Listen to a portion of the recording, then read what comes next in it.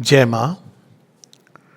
So, we will continue volume 13, and we are reading something about the ashram. And as I said, we'll have probably one or two more readings on the ashram from volume 13.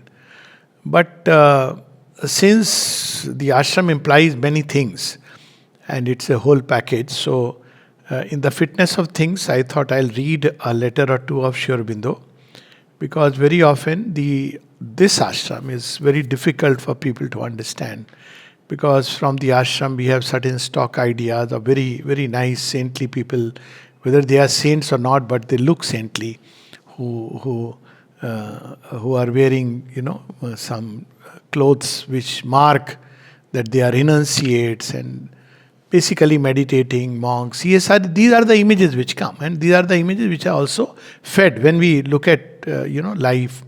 I personally have been to a number of them. So even when they don't have a particular dress, they are supposed to be disinclined in life. So like you don't expect a television going on in some room within the ashram. So I remember even after reading Madan Sri Aurobindo, one of my first encounters, so I had to give something to someone. And when I went there, I saw the football match, the person, not football, cricket match, the person was watching. And my instant thought was, Are? And then I realized that, see, the same old fellow has come. Because this is how we have certain standard ideas about what ashram is. But this is an ashram not of creating saints and sages, but supermen who are totally engaged with life, and within every sphere of life, the transformation has to take place. Plus, as I said, it's a heterogeneous group, not just some devotees and disciples. So it contains all kinds of sections of humanity which are here. So I'll just read two letters from Sri Aurobindo before I dive into the mother's writing, just to put things in perspective. So there's a question which has been asked to Sri Aurobindo. I wish you had chosen or called some better stuff. Perhaps somebody like Krishna Prem, Dilip Kumar Roy, obviously, because Krishna Prem was the one with whom he was corresponding. And I think many of us know about him, but that's not so important. Basically, it applies to, elsewhere it's about people like Vivekananda. It has been implied there. Now, Sri Aurobindo's reply is very interesting. Yes, but would the better stuff, supposing it to exist, be typical of humanity, to deal with a few exceptional types would hardly solve the problem. Now he says something very interesting. And would they consent to follow my path? That is another question. Because they know the difficulties. Little evolution, you know the difficulty. Sri Aurobindo says about that, if I knew all the challenges, I would myself think twice. Because change of nature is something which has, even the great yogis, rishis, when you hear, and if they were put to the test, would not the common humanity suddenly reveal itself? That is still another question. So it's a tremendous pressure for transformation. It brings out elements which are hidden. Ordinarily, we move with facades. What happens in our personal life, private life is a different thing altogether.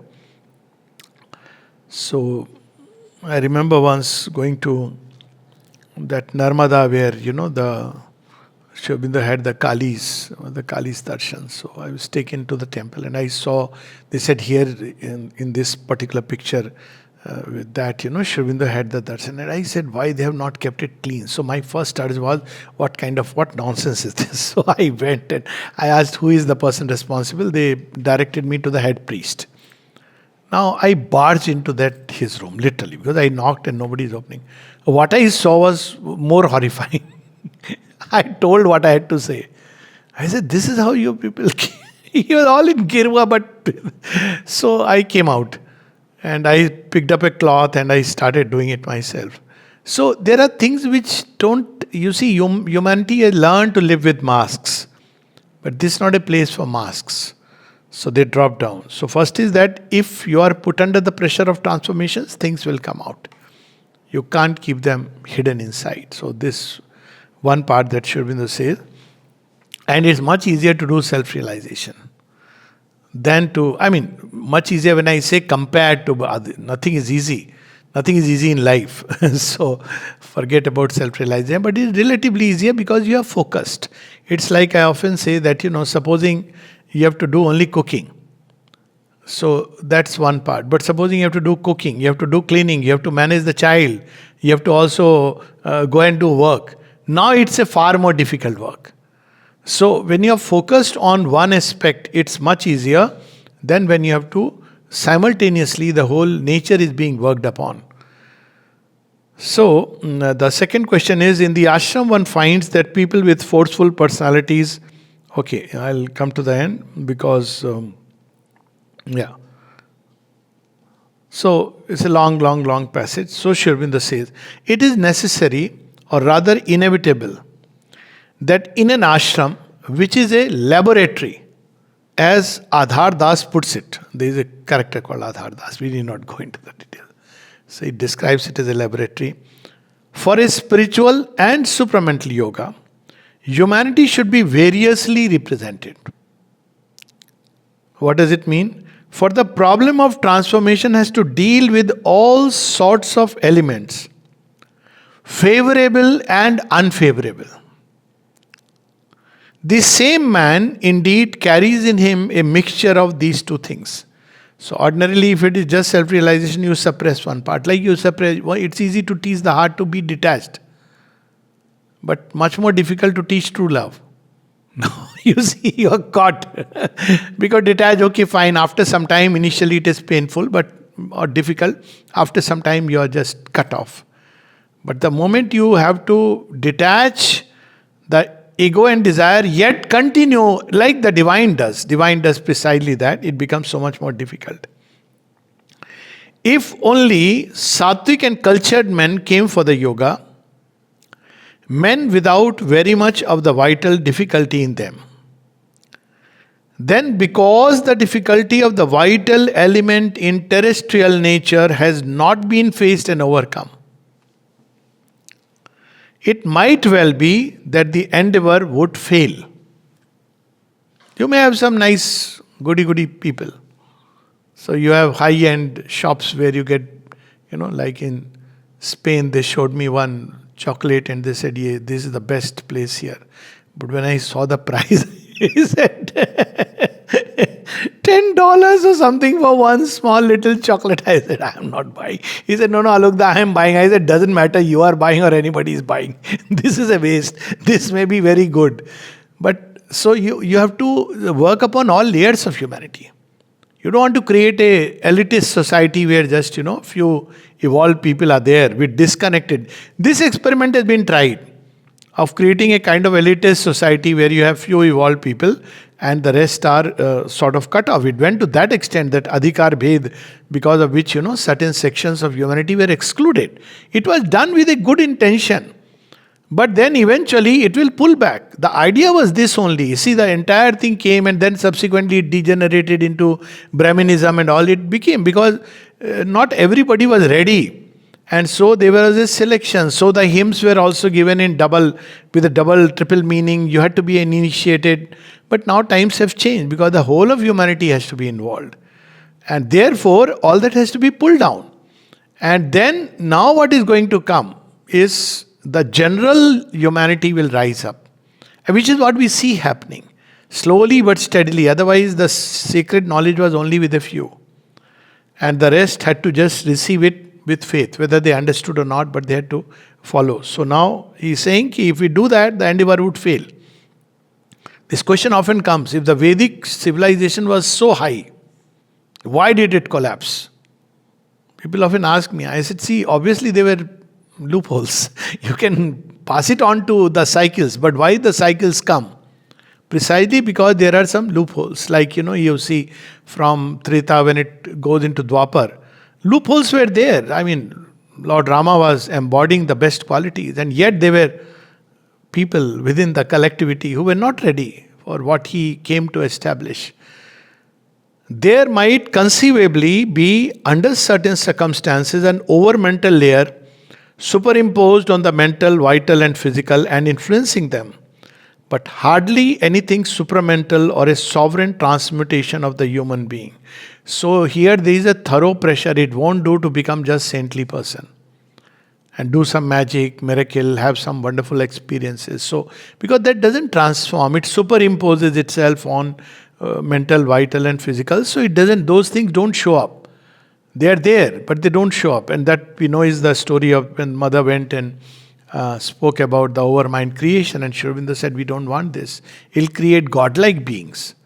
But still, there will be things which are underneath, which have never been really raised up or tackled. Those in the ashram come from all quarters and are of all kinds. And then he says, it cannot be otherwise. And then something even more interesting. In the course of the yoga, collectively, though not for each one necessarily, as each plane is dealt with, all its difficulties arise. That will explain much in the ashram that people do not expect. When the preliminary work is over in the laboratory, things must change. Also, finally, because we look at people based on purely external, good manners. If manners are the criteria, you see, when you go outside now, you people know, it can be very impressive. You know, an average person will call you howdy, have a good day, and you're very impressed, my God, what a, isn't it? Shrume is so open, and don't be deceived by appearances. This is a mask, you will know. Today or tomorrow you'll know. But this is something which has been picked up. If you have to go by the gentle manliness and manner, they are already siddhas. So, he says,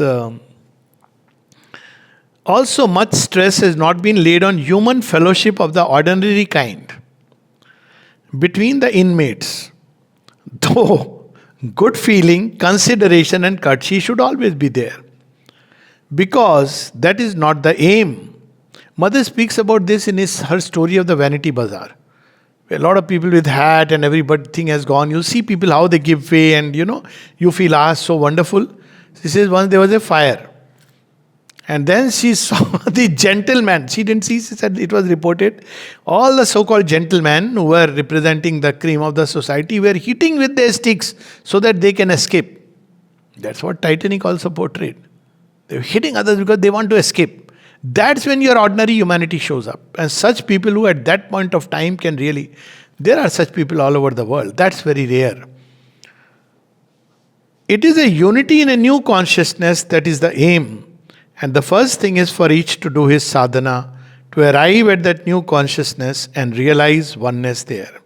So this is what is happening all over the world, that the Philistine, as I would say, and the barbarian who was hidden inside, behind the facade is showing up.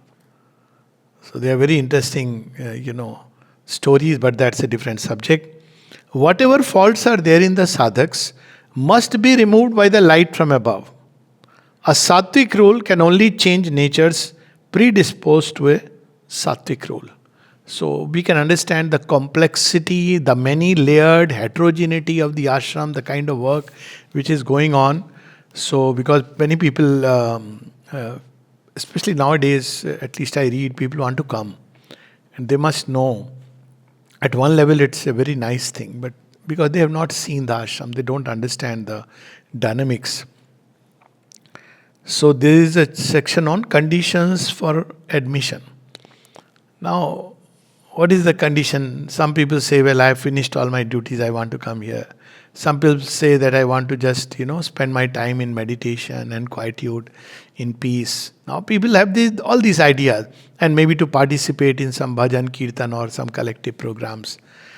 Now the mother says something very interesting, something similar to what we have seen here, but she puts it in a little more different way. Do not judge on appearances. And do not listen to what people say, because these two are misleading. But if you find it necessary to go, of course you can go. And from an external point of view, it may be indeed wise. Somebody wants to go. Probably the same person. Dilip Kumar Roy, Sat Prem, these people used to get the urge to go. He says it may be from a worldly point of view wise. Moreover, it is not easy to remain here. In old time, the sadhaks used to say, the old time sadhaks, if you meet, they would say, first year, don't talk about sadhana and all, just stay rooted. If you can stay on here for 3 years, 4 years, which is the time when you are normally taken in as an ashram inmate, 4 or 5 years, that means now at least you have got it right.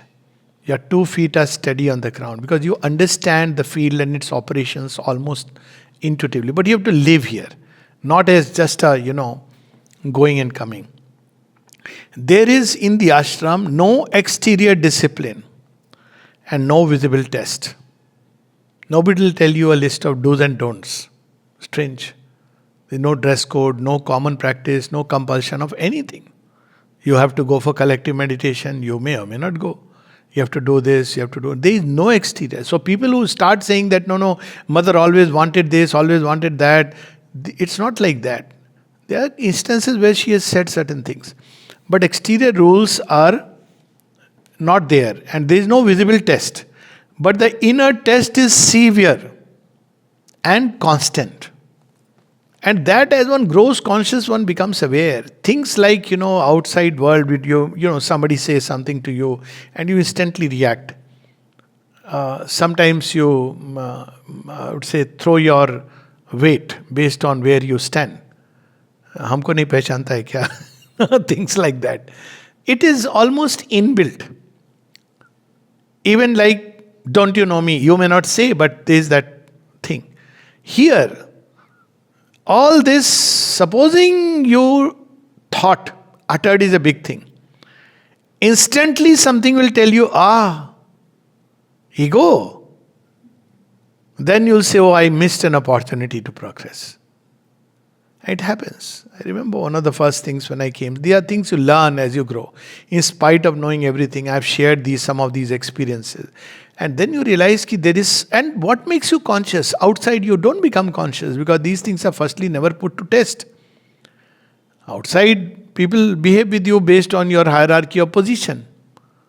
So, you will not find let's say a driver refusing a doctor, let's say an ambulance driver refusing a doctor something because he will be most respectful. But here he may say, no, I don't want to. Now you don't know how to react. Or somebody you may meet who are working, co-workers, colleagues.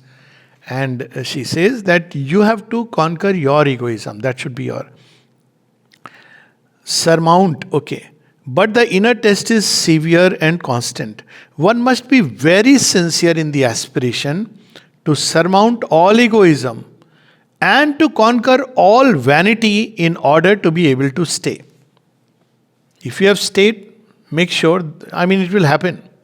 That all the vanity, we live like that in outside life. You realize when you begin to live.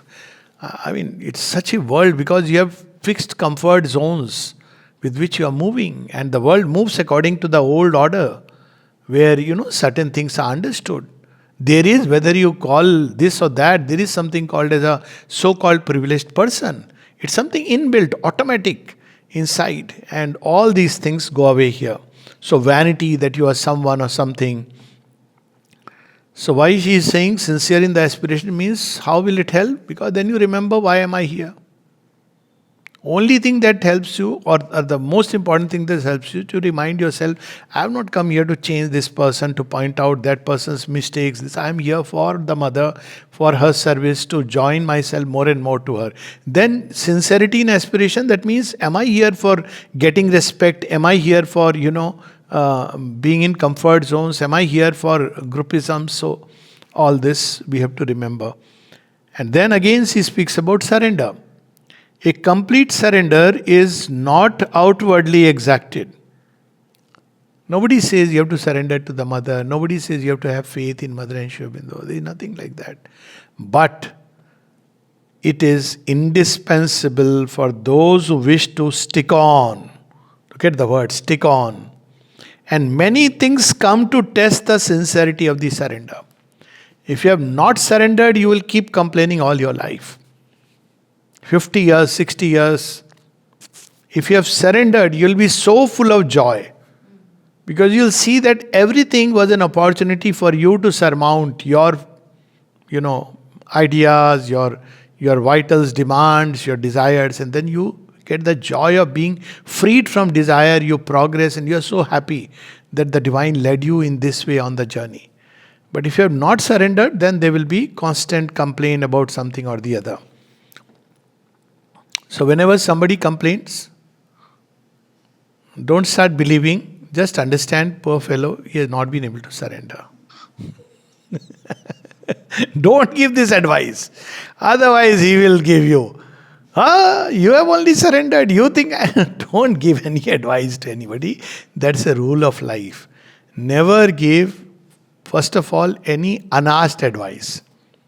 Second is, even when asked, most people want affirmation of their situation. They don't want advice. If you feel inspired to say once, don't get into discussions. Either take it or leave it. So, however, then there is nothing outward, but all is going on inside. Sincerity, surrender, aspiration. How are we going to navigate? Now here comes. The greater the difficulty. It's very difficult to stay here. I am saying this now after 22 years of staying constantly. Okay, so at least there is something. And coming here since 40 years. But still, then what is the difference? But the grace and the help here are also tremendous. Commensurate with the difficulty.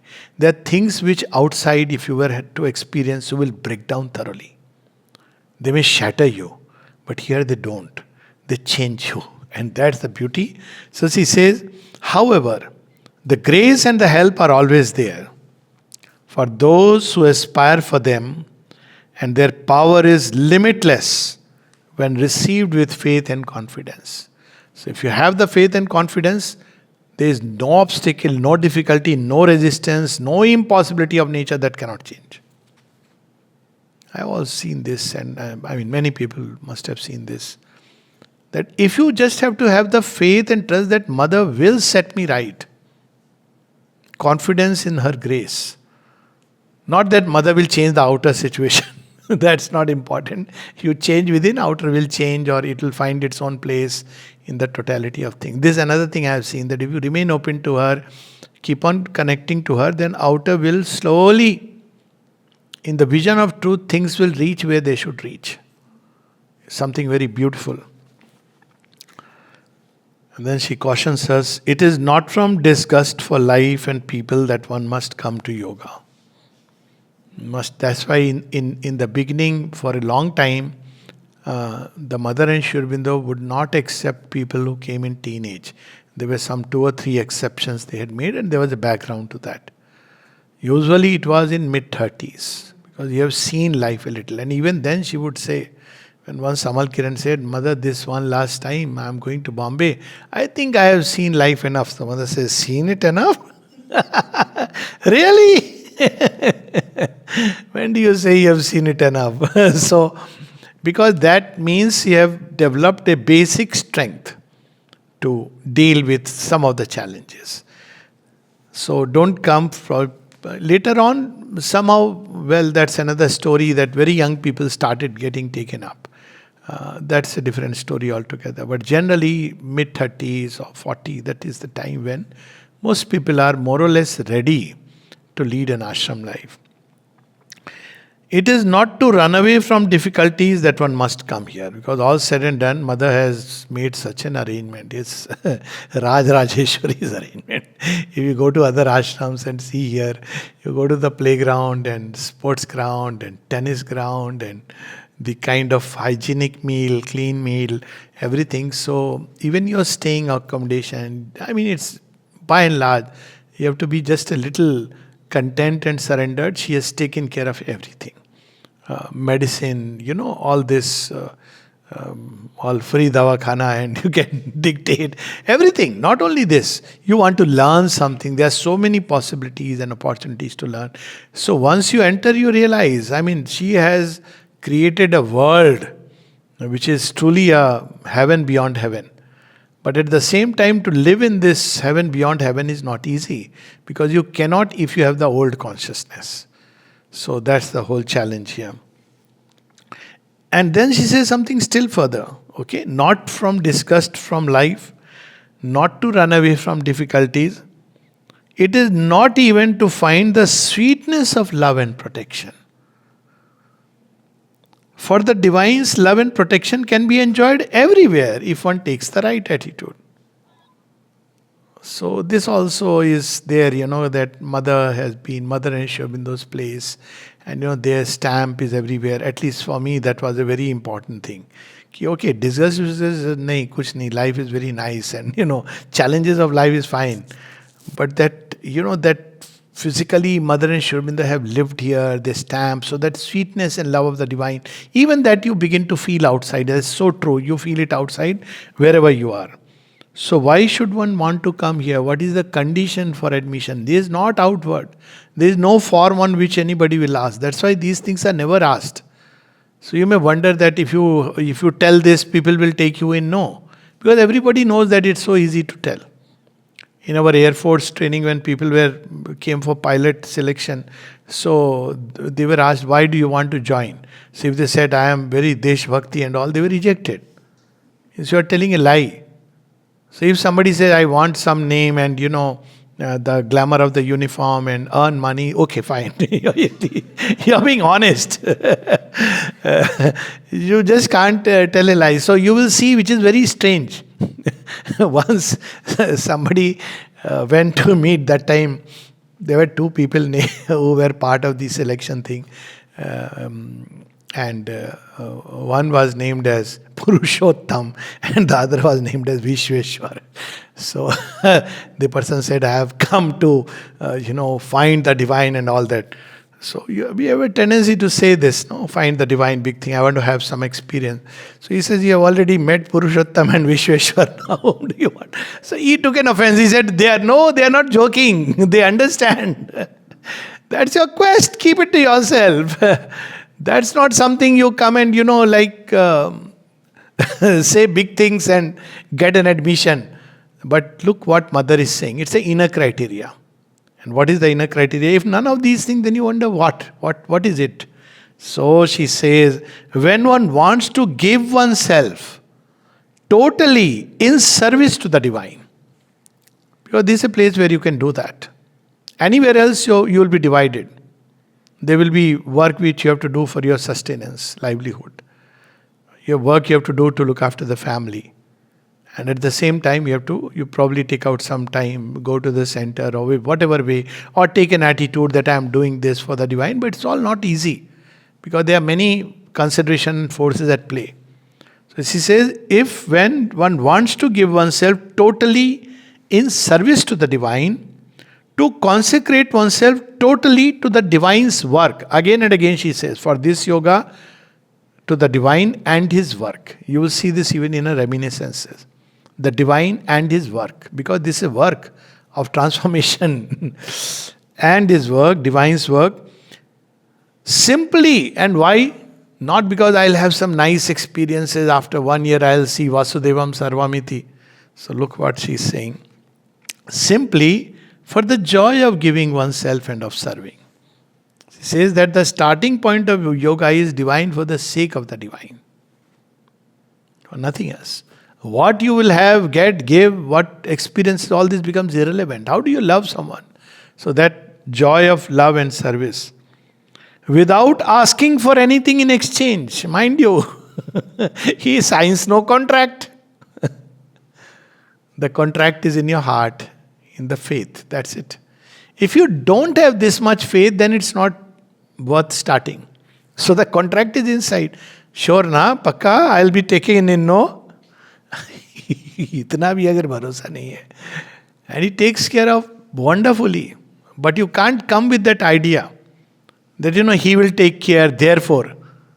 That's different. That when you, even a human being, when you give yourself and give service, a good human being, they'll take care.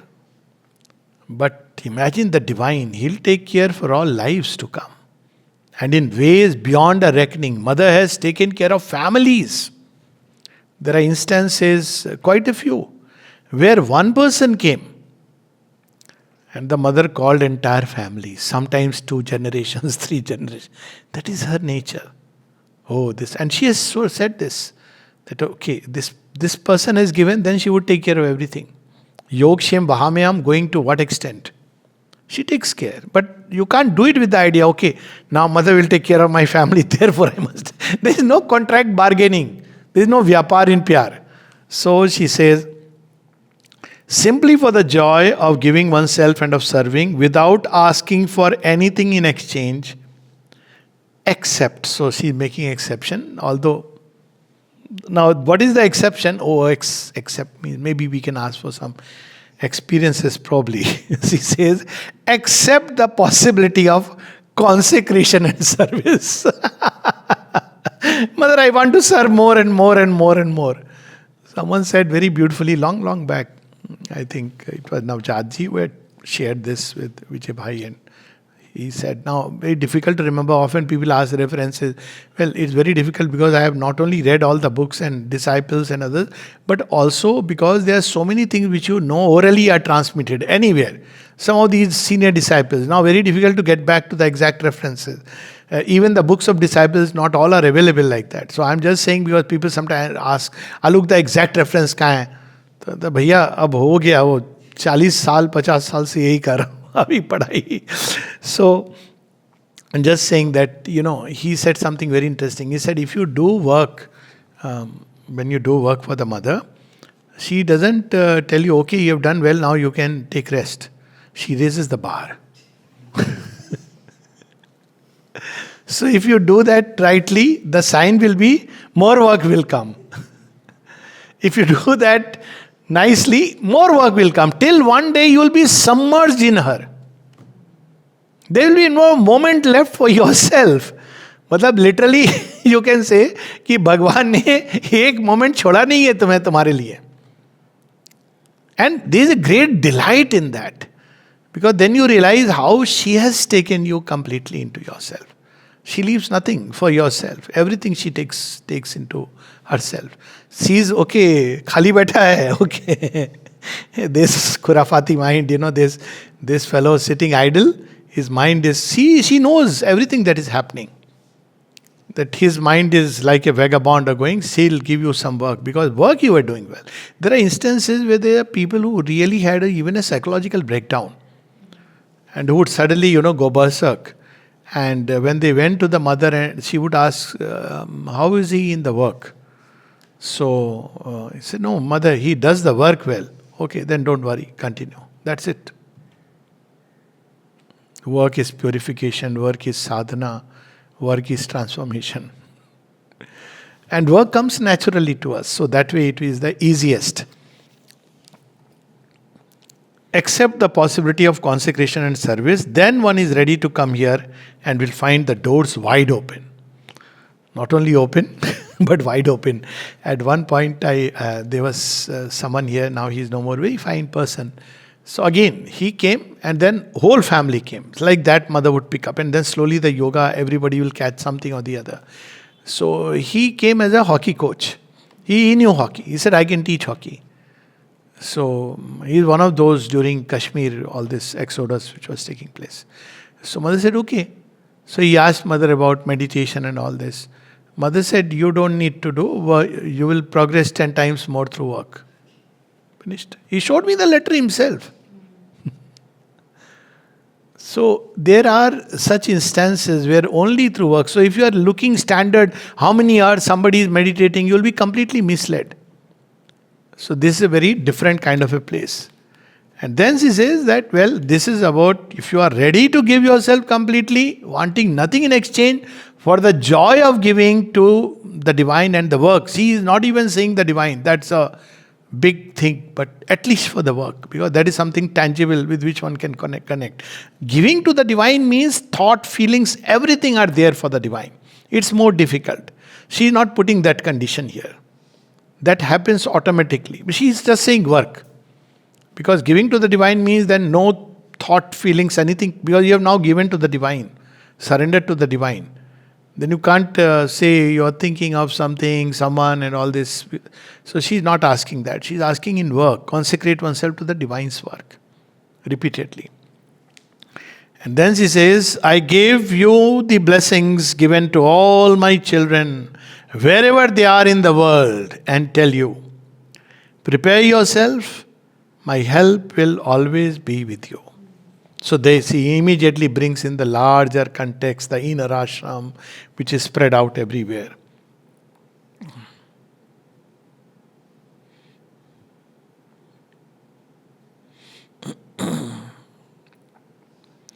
And she says that the spiritual life demands, she's not saying that I have put demands or the ashram demands. The spiritual life demands that one is exclusively turned towards the divine and the divine alone. All that one does should be done for the divine. All occupations, all aspirations, all without exception. And there is a list where she says everything, including relationship, should be turned toward the divine. Not for your personal satisfaction, not for your self-gratification, not for your pleasure, none of this. Everything. With a complete surrender of the whole being. And then she says, I know that this cannot be done in a day. But the decision that it may be so should be taken in an unshakable manner. It's a long time, sometimes very, very long. But it should be clear that देखो boss, अपना कुछ बचने वाला नहीं है. Sorry for the Hindi. Look here, nothing is going to remain which you can claim as your. She will take it, make sure. So you have a choice either to transmute it along those terms, or else it'll just go away, because this is the law of spiritual life. You can't help it. So who is a disciple? Much more than any physical condition. It's not about living in the ashram. Now she is, opening the doors to everyone. It is faithfulness to the ideal and consecration to the work that make the true disciple.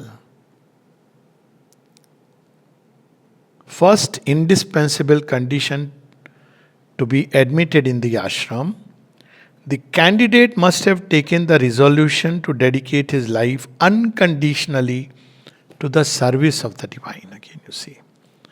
Now then, how do we connect with that letter of Sri Aurobindo? All kinds of people are taken. Yes, they all come, they are given a work, you have to take that. But then they will come from very, very different levels and they are all accepted.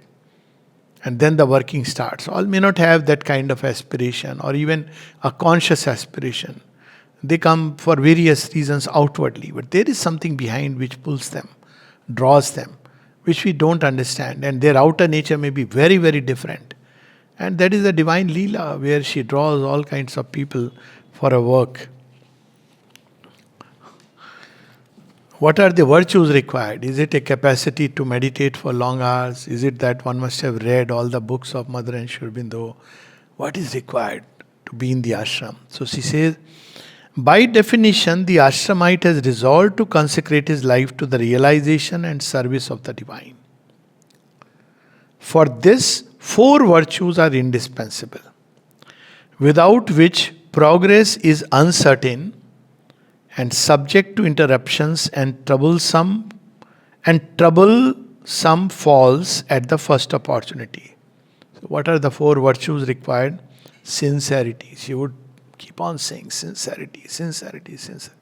Sure, you want this. So to align oneself starts with central sincerity, which means yes, your aim should not, there should be no wavering. Central sincerity, first about the aim. If that is there, then it will grow slowly. Everything has to be aligned to this one truth. That takes time. But the central sincerity, this is what one is here for. Faithfulness. She's not asking that you should have read the Vedas, Upanishads, scriptures. No. You should have gone to temples, done a lot of worship. You should be a vegetarian. Nothing.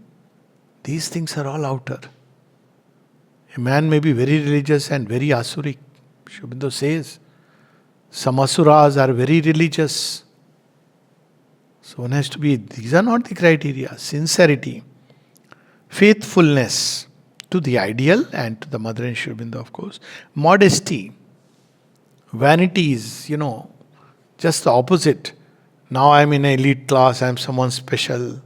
No, modesty. You should be ready to advance slowly, not wanting some to become a big sadhak or a yogi. I have heard names, things like integral yogi. So I said, Aurobindo ne apne saath nahi lagaya. He didn't put that name on himself. And there are people who call sometimes themselves. And they are introduced like the integral yogi. What is that specimen? So all kinds of things people say. You have to become like a child, ready to be identified with the most ordinary of the ordinary. Then you are ready. So modesty and gratitude. So wonderful. The fact, if one asks me about the ashram, tell me one reason to be grateful. I would say there are plenty, countless. But the fact that she has called my name and put me in, what more I require? That's more than enough. Just to be a monkey in the service of Lord Rama when the war is being fought. Do you need anything more? Do you need a title? Do you need to be a Senapati or something like that? That's enough. So that's where she has called. And it applies to anyone. Whoever has turned towards Mother and Sri Aurobindo, if you ask one reason to be grateful, see, billions and trillions of people, I don't know how many billions, probably I may be mistaken, are there in this world. Manushyanam sahasrenu. Out of that, few aspire genuinely to a spiritual life. Not like 25,000 take a course and do some fashion and go back. Not about that. True spiritual life. Who seek. Aspiration has awakened. Out of them, of all the things, to be so much into the future where the avatar of the future literally comes and takes you in. I mean, how many? So if you see that way, what more will one require? You are sitting now in the supramental ship. पहुंच जाएंगे. Captain is steering it. What else is required? What goals, what other things are important? So, I say this, supposing you are sitting in a ship of which God is the captain. Supposing you didn't get food properly one day or you fell sick, will you worry? God is the captain. That's the end of the story. He'll take care. Because He is taking care of all that is going on now within Him. He is responsible for. All this must be accompanied. Okay, what qualities are... this is another one. What qualities are necessary for one to be called a true child of the ashram? Now it is raising the bar, True child of the ashram. It doesn't become just because you have studied in the school, just because you have been here for 50 years, just because you have never gone out, just because you are doing some, none of these things he is mentioning. Look at it. What is the quality? He is saying sincerity, number one. Courage. Courage implies many things. Honesty, truthfulness, all this is aspect of courage. Courage to leave behind the past. Courage to leave toward the future. Discipline, so important. It's just regularity and punctuality which is there in the ashram. And Sri Aurobindo says that itself brings in a discipline, because I often give this example. Supposing you have to reach at 8 o'clock. And best is nobody is punching anything here. You may not come whole day and nobody will. Probably, somebody will notice, but with a concern. What happened? Is he unwell? That's all. Nobody is going to mark you. That's it. And yet when you come in time, supposing you have to come in time at 8 o'clock or 8:30, you will start working backward.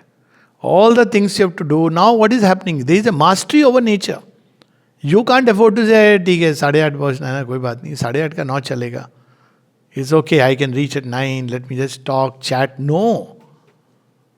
And when you do it day after day, months after months, years after years, it gets into your system. That discipline comes in. I'm just saying one simple thing. I was told this when I said, there is no work, what do I do? So, I started reading. So somebody said, no, Mother and Sri Aurobindo's books, because you're not supposed to read. So I said, okay, then what do I do? Because there is no work, I'm just sitting. So I realized Divine is giving me Nivrati from Pravrati. Is it, you want to do something. When you don't do something, it's a very, you're sitting there for, if a customer comes, you will show. Marbling department. So if nobody is there, sometimes you may sit for 2 hours, nobody will come. As it is located, so many steps high and hardly anything on inconspicuously. So, what do you do? So then I realized, okay, let me do what the Lord was doing. So I started walking up and down, taking mother's name. I said, okay, walking meditation I can do. But there is no objection to that. So walking up and down, if somebody comes, you come in. Sometimes you sit quietly.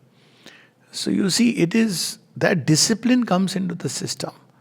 So this is where discipline and inner discipline also. Nobody is saying there is no external compulsion. It's your own inner discipline. Like some people have this inner discipline. I'll give you one other example. There's certain things given free in the ashram. Sometimes cheese will come, sometimes, fruits will come, milk, whatever. So there are two kinds of people. There are those who will take extra. Sometimes for somebody else. And there are others who know they don't need it and they'll give it away. Both kinds. I don't need it. You tell them, no, but cheese you could have brought, we could have used. No. I don't need it. Why should I take it? Now you see that inner discipline. See, it's a small act, but it requires a kind of inner discipline. Endurance. That's very important. Pondicherry as such teaches you endurance, the ashram. Living here, endurance. There used to be 3 seasons. Now we have hot, hotter, hottest. Now we have very pleasant seasons, everything. So people have done it in the beginning. We all have done it. Going on a cycle, even at midday in May, June, when it's very hot. You don't feel it because it's mother's work for which you are doing with that joy in the heart. So you can't say, oh my God, it's so hot. Oh my God, it's so hot. What shall I do? What shall I do? AC aake. No. If it's there, there's no taboo. But at the same time, you just have to have that endurance. Endurance, because there will be external tests from, as I said, people, unexpected things. Absolute faith in the divine work and unassailable trust in the divine grace. That's what is required. Just imagine. Absolute faith in the divine grace. Unassailable trust. Even if the world says, when I came in the beginning, so some people will say, now, mother is not there. I said, please, excuse me. One of the old time sadhikas, I said, excuse me. That's not right. He said, no, you may not understand. I said, I understand fully what you're saying, but I'm telling you. Maybe for you she's not there. But for us, she has always been there. That trust that she's there and she's taking care, always looking at us. Whatever is required, she will do. Whatever is needed, she will give. That kind of absolute trust. That's required. And all this must be accompanied by a sustained, ardent and persevering aspiration and by limitless patience. She didn't ask that you have to fast on special days. She didn't say you have to give up this, your most tasty food. Why is she not asking all that? She's not saying that please stop eating rasgullas the moment you come. Strange. All inner qualities, patience, aspiration. The ashram is meant for those who want to consecrate their lives to the divine. And then finally, this would be very few. Many, for various reasons, either the ordinary humanity shows up or initially 100 reasons. Sometimes people come because their relative is here and they like to call and there's a comfort zone. So what happens to them? So ashram will not take any action. By and large, 99%. If you don't want to come, if you are insincere, nobody is going to tell you, hey, you. So then what happens? So Aurobindo mother is cautioning us. One loses most of the advantage of being here. आगे कुछ पढ़ने की जरूरत नहीं है. That's it. You are the loser. You got such an opportunity. Opportunity of I won't say one lifetime. lifetimes. If you don't get the opportunity, it's okay. But when you get opportunity one of lifetimes, you can't afford to lose it. Put yourself fully into it. Okay, proper conduct. What is the conduct code? Some kind of dress code must be there. Food code and dress code. Only two things people think. I've been to certain ashram, they are so insistent on food. Food code. They told me, oh, you are a vegetarian, you are already half. I said, excuse me, I am a vegetarian because my parents are vegetarian. Later on, I made a conscious choice also.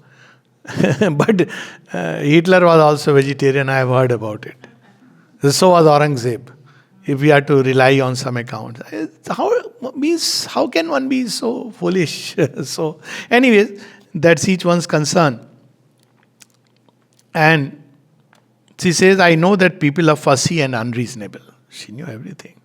So what is the solution? She doesn't believe in giving lectures. Mother says, but unless their consciousness changes, what else can we expect from them?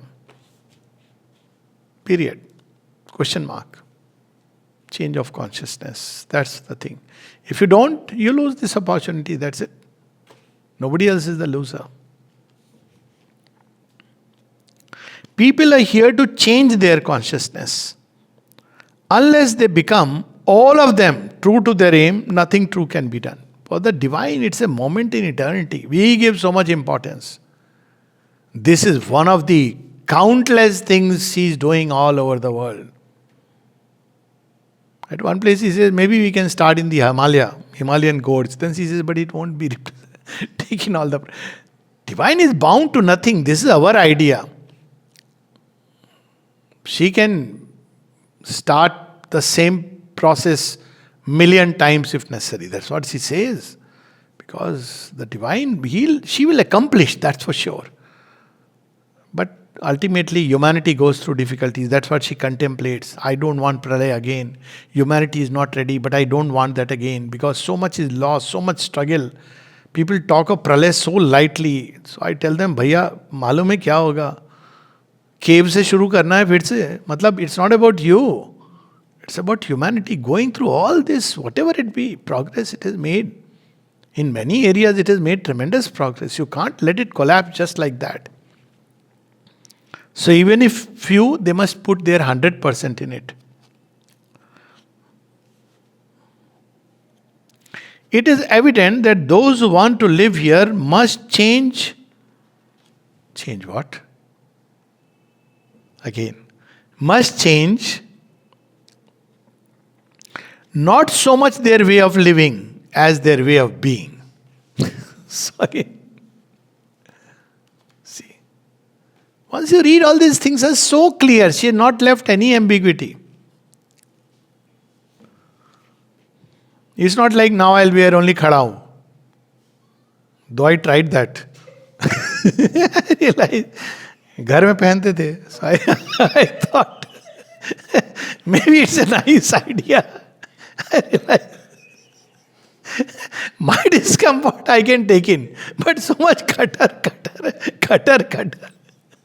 Sound it makes. It was regarded as something very sacred. See, Brahmin family, after all. These things were regarded very sacred. Few things I gave up in the beginning, Janev. But there are many things which are regarded very sacred. You can't take the name of God unless you have taken bath. First thing is, go take bath.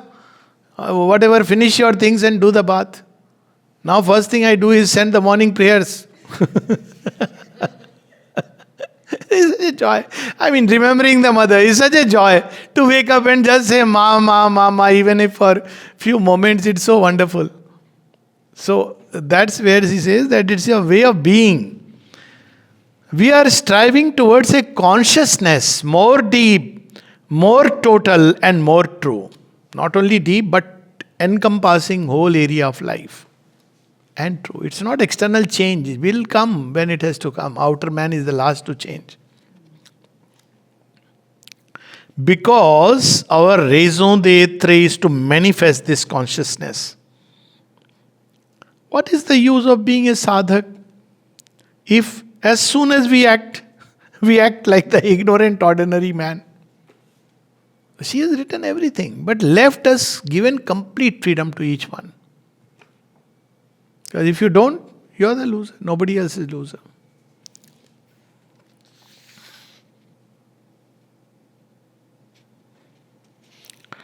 Okay, one place she says, all my children are Brahmins. Somebody raised this issue. So she says, the moment one enters the life of the ashram and takes up the yoga, he ceases to belong to any creed or caste or race. He is one of Sri Aurobindo's disciples and nothing else. Even if somebody asks you in sleep, you are just disciple. One last thing we will do. Read.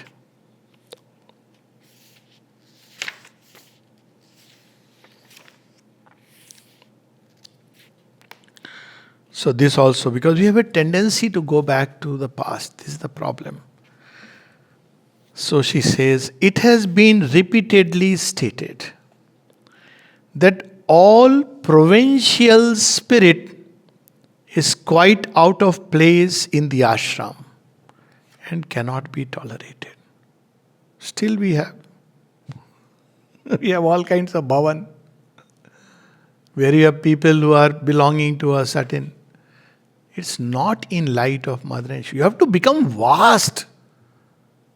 And to imagine having a family spirit and provincial spirit and all this has to go because the consciousness has to become so vast. All including. But then that's how she says, I am sorry to say, she says, see the gentlemanliness of the mother, that the meeting which took place yesterday has displaced the most narrow and silly provincial tendency. People still continue to do. How much ever you may quote this. Ultimately, you are looking for your comfort zone. It's okay. I mean, again, we are not to change anyone, but it should be clear. And of course, she didn't want to put any politics. So, it is understood that the ashram is not a place for politics because it's based on falsehood. We have nothing to do with it. Morality is the shield that men flourish to protect themselves against truth. My God. So wonderful, powerful. First he says, politics is based on falsehood. We have nothing to do with it. Morality is the shield that men flourish to protect themselves against truth. It is only the divine's will that is unquestionable. And it is that which man, in all his actions, deforms and falsifies. How beautiful, how powerful.